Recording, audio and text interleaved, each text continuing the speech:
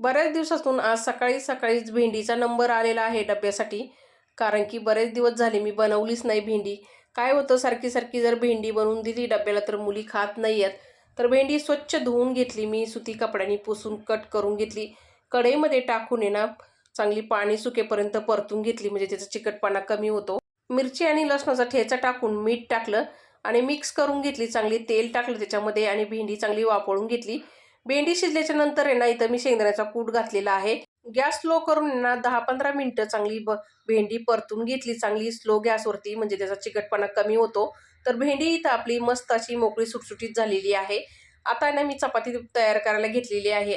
आता आमच्या इकडे ना भरपूर प्रमाणात शेंगदाण्याचा कूट वापरला जातो भाजीमध्ये. कमेंट सेक्शनमध्ये येऊन लगेच सांगणार मला की तुम्ही एवढे मोठे शेंगदाण्याचे कूट टाकला.